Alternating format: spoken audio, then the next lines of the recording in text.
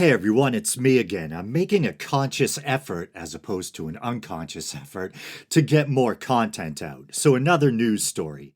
And I've talked about the Satanic Temple a number of times on the show over the years. And just to offer a brief refresher, similar to the late Anton LaVey's Church of Satan, they're a non theistic satanic organization.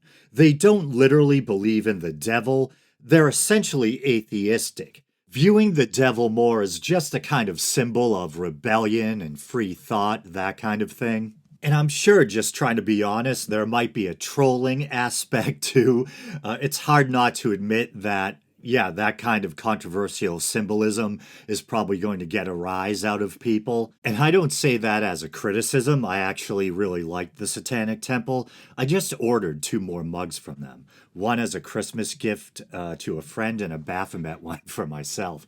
I might do an opening, like kind of like an unboxing of the Baphomet mug. We'll see. I've never done an unboxing video before. And one thing that distinguishes the newer Satanic Temple from LaVey's Church of Satan is that the Satanic Temple takes more of a humanist, social activist approach, fighting for reproductive and LGBT rights, attempting to safeguard the separation of church and state, fighting for religious freedom and equality, etc.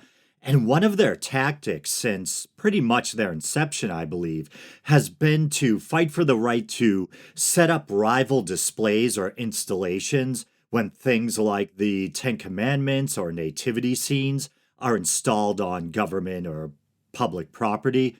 And that brings us to this current story. Earlier this month, the Satanic Temple's Iowa chapter fought for and won the right to place a satanic holiday display in the Iowa Capitol. And this following bit is from a Friendly Atheist article, and so it reads, "The display went up earlier this month and features an altar with a mirror-covered ram's head representing Baphomet wearing a red cloak and wreath.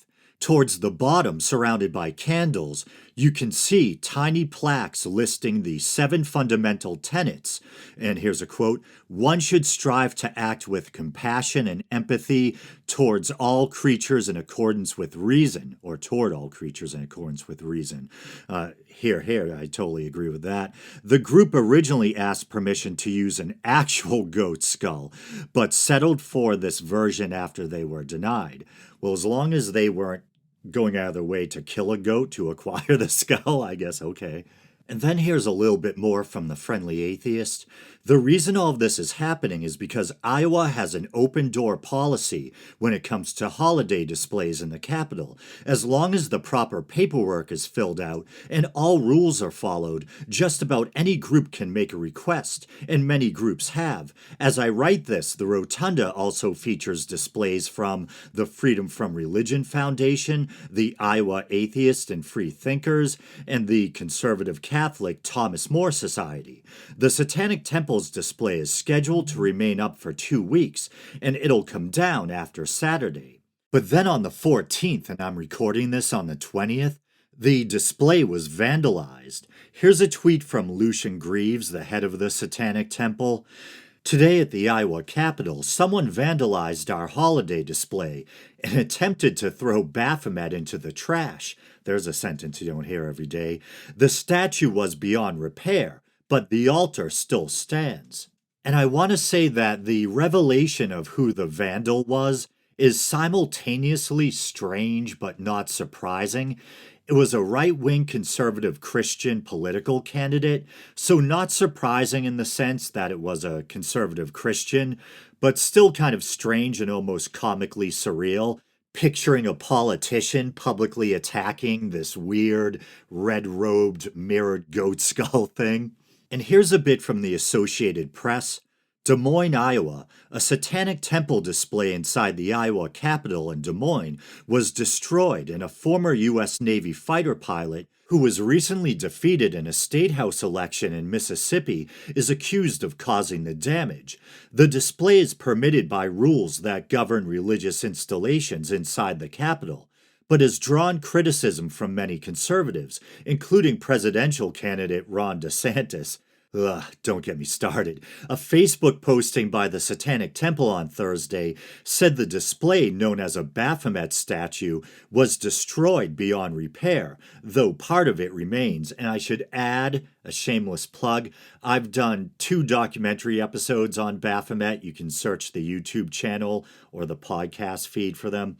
Anyway, I'll continue with the Associated Press article. Michael Cassidy, 35, of Lauderdale, Mississippi, was charged with 4th-degree criminal mischief, the Iowa Department of Public Safety said Friday. He was released after his arrest. And I know I was joking about how surreal the situation is or was, but on a serious note, I think they did the right thing by arresting him. You shouldn't have the right to destroy someone else's property, even if you find it offensive, especially when it represents someone else's religious or spiritual beliefs, and they got legal permission ahead of time to put it there. And take this with a grain of salt, and I could be wrong, but I had been watching a number of videos on this topic, and I thought someone said that, ironically or hypocritically, one of the things this guy had apparently been running on is religious freedom. Perhaps, and take this with an even larger grain of salt, that specifically he may have even talked about how people should have the right to put up religious displays, etc. And if that's the case, maybe in his mind, religious freedom only applies to Christians. Sadly, he wouldn't be the first person to think that way.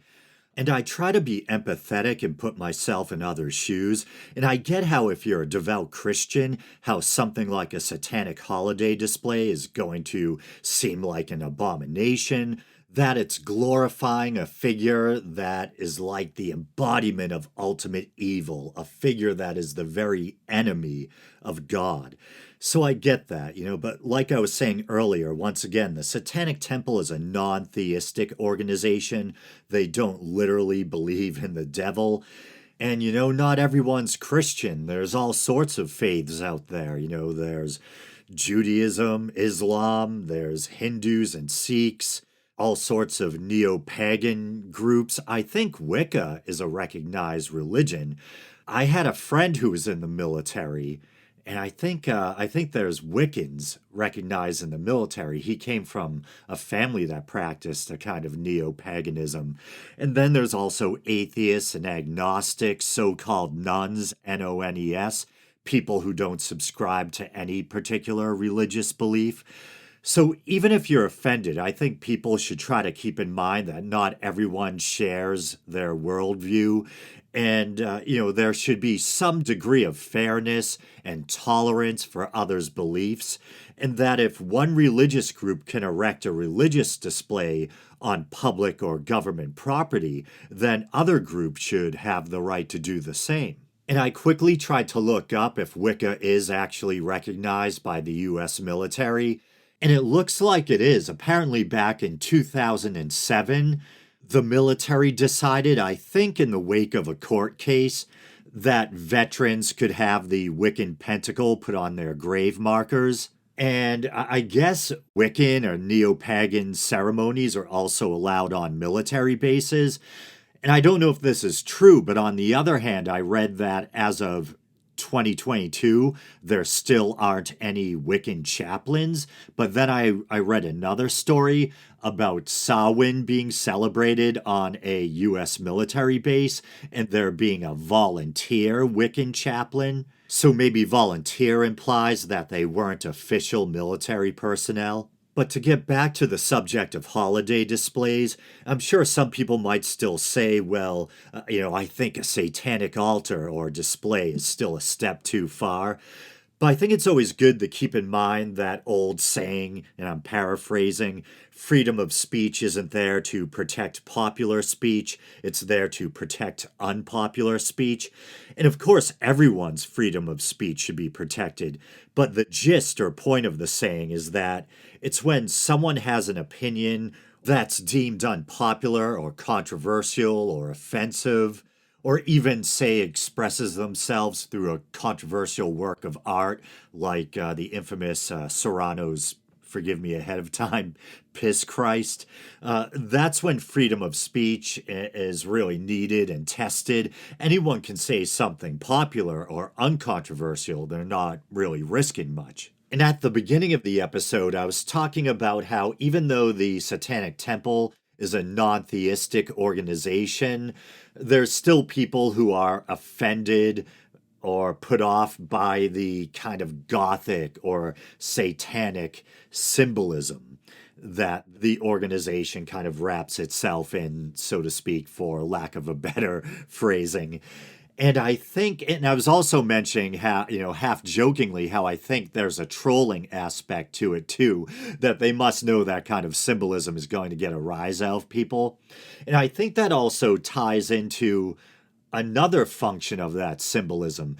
It functions as a kind of tool to help really test the integrity of principles like separation of church and state and religious freedom. Because if a group that many people, perhaps even most, we're still a majority Christian nation, I believe.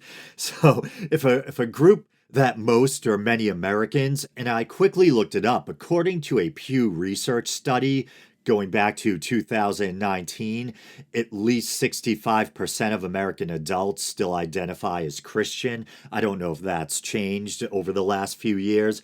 But, in a country with that kind of Christian majority, if a group that calls itself the Satanic Temple and its symbol is a upside down pentagram with a goat's head in it, if they can find fair legal treatment and parity as a religious group, then hey, it seems like this whole freedom of religion and separation of church and state thing might be working to some degree after all, and that's why they keep up the fight to try to ensure and safeguard those principles. And in a little bit, I'm actually going to play clips from an interview that CNN did with Lucian Greaves, once again the head of the Satanic Temple, and they showed a statement from Governor Kim Reynolds during that interview.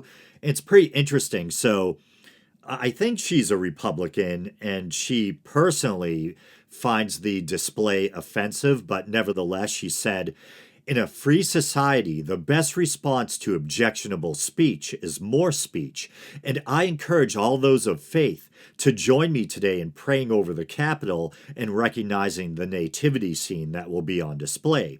So, despite her personally finding it offensive, she nevertheless, to her credit, still seems to understand the principles of the separation of church and state and freedom of religion.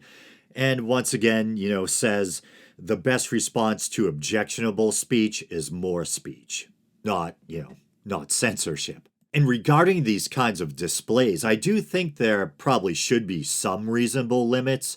Like, for instance, and I'm not a prude, so I wouldn't personally care, but displays that depict graphic sex acts or displays that contain a call to violence or an incitement to commit a criminal act or acts, that kind of thing. And I'm just adding that caveat lest someone accuse me of suggesting that absolutely anything goes. So keep that in mind before you think about starting an orgiastic murder cult and erecting a triple X holiday display. But and as I said, I'm going to play a clip of, or it's actually two clips in one, from CNN's interview with Lucian Greaves. And please forgive all the ums. Turn it into a drinking game, if you please, as long as you're not driving. And it was originally about 7 minutes long, but I whittled it down to, I think, just under 3 minutes. And for context, in the clip, he's responding to remarks from Ron DeSantis, and he also touches on his organization's tax-exempt status and the nature of the organization in general. But here we go. You were talking about Florida Governor Ron DeSantis earlier. He is criticizing an IRS rule that was put in place under the Trump administration that designated the Satanic Temple as a tax-exempt church. Is he right, though? Fundamentally, did the Trump administration's actions actually give your organization a legal standing to have this display? No, we have a system in place where we have a system of checks and balances, and we have static institutions like the IRS that work under a certain set of rules. And they're supposed to act neutrally in regard to viewpoint and just follow rote practices in which, if we fall within the parameters of the law, our rights will be respected the same as anybody else's. We don't want to yield some kind of power to the government to begin picking and choosing between religious groups. People might hate us and people might want to exclude us, but that simply opens the door to more sectarian battles, and it certainly won't stop there. Our IRS tax-exempt application certainly never came across Trump's desk. Trump wouldn't have comprehended it if he had seen it, and I think DeSantis knows that. It's just another display of cowardice from a politician who wants to play ignorant, I think. I think he knows better. I would be happy to debate him at any point. But I do think he is being a pathetic little coward when he tries to use us as a ploy to appeal to a mob of people who just don't understand what somebody like him very well should understand and should convey to the public instead of riling up fears and animosity between different people. So what should we understand about the Satanic Temple group? What is the actual message that you're trying to convey? Many people would look at the name and they would say, is it satanic worship? We're a non-theistic organization, but honestly, I feel that the beliefs that we hold take second place to upholding these values that I was speaking of. There's books available about us. There's been a film about us. We have a website. There's articles written about us all the time. People interested in what we truly believe can find these things, and they can see how we engage pro-socially with the communities that we're in, how we have various congregations doing good things in various areas. If they don't like the symbolism behind what we're doing, if they don't like the mythological construct that we appeal to, that makes no difference. It's far greater evil, I think, to allow the government to begin, as I said, picking and choosing, elevating one religious voice over another, because that's a downward spiral. And that's not what we stand for, and that's not what liberal democracy stands for. So there it is, and I apologize if the volume on the clip sounded really low. I had to boost it all the way up. I don't know what's going on there. And was it just me, or were there police sirens in the background in that clip? If I remember correctly, I think I remember hearing sirens when I was watching the clip originally.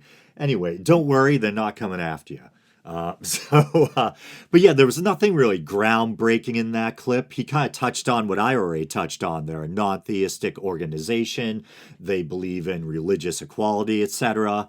I just thought it might be good to let you guys hear Lucian Greaves for himself. And I don't really have much more to add. I just thought it was an interesting story and wanted to share it. And I'm not counting this as a full-blown news story episode. That's just another little one-shot I want to do. So no elaborate outro or anything. I guess until next time, as always, thank you for listening.